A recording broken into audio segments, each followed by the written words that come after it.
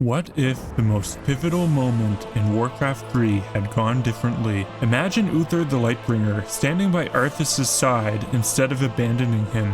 How would that change the fate of Azeroth?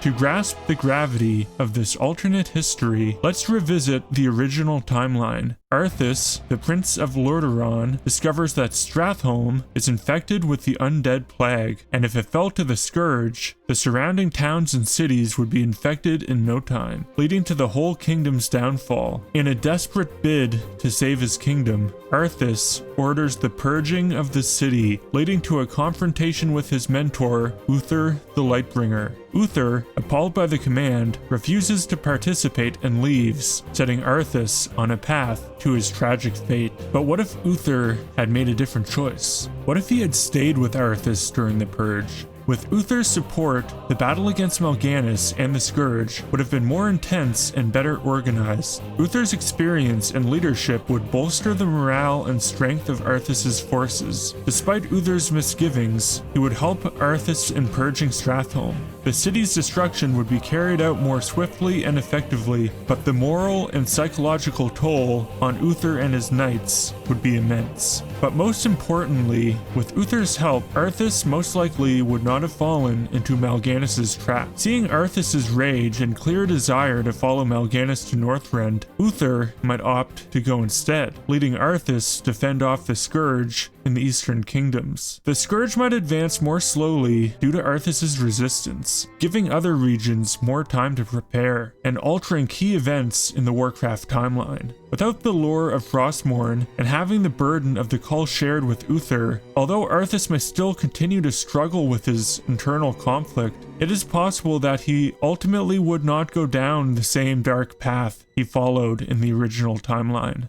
In the main timeline, when Arthas went to Northrend, it was Uther who informed King Terenas, leading to King Terenas sending an emissary to instruct Arthas and his army to return home. This led to Arthas famously burning the ships, but in this timeline, things would be different. Arthas would not go to his father to get him to recall Uther, so Uther would have more time to plan his next course of action. Uther's campaign in Northrend would be more strategic and restrained. He would ensure that his forces were well prepared and supplied, avoiding reckless decisions driven by emotion. Uther's strong moral compass would guide his actions. He would seek to fight the Scourge with honor and integrity, avoiding the extreme measures that Arthas took.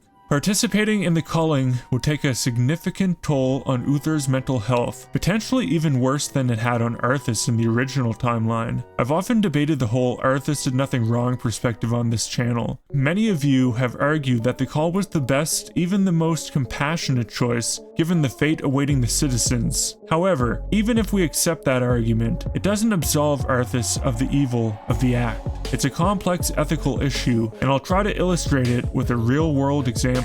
After the US dropped the atomic bombs on Hiroshima and Nagasaki, the world entered a period of peace and prosperity, unprecedented since the Pax Romana of ancient Rome. The threat of nuclear war deterred many conflicts that might have resulted in higher death tolls than those caused by the bombings. While some may argue that these attacks led to a net positive outcome, it doesn't make the attacks themselves good. They were monstrous acts, and their positive consequences don't erase their inherent evil. This duality is what complicates the morality of the Culling. Arthas, like his defenders, focuses on the greater good, believing that committing horrendous acts is a necessary sacrifice for the kingdom's peace. He accepts becoming a monster for the greater good. Uther, however, would never reach this conclusion. He would see the Culling as an effective strategy and recognize the potential downstream benefits, but he would struggle with the moral cost, unable to reconcile the betrayal of his values and oaths as a paladin with the act itself.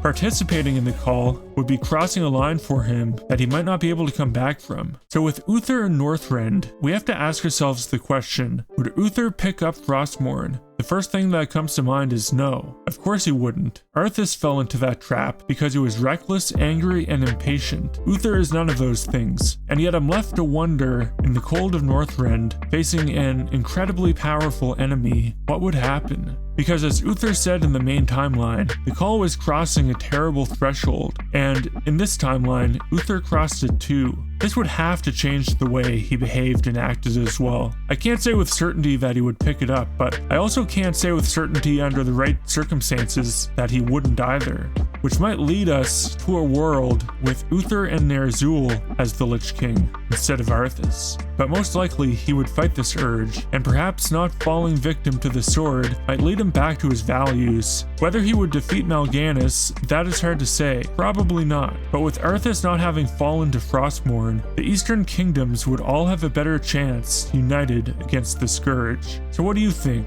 I'd love to hear from the lore experts out there. For my fellow game dev storytellers, considering what-if scenarios like this can be a powerful tool, and I highly suggest it for your own storytelling. Well, that's about it. Thanks for watching, and I'll see you next time.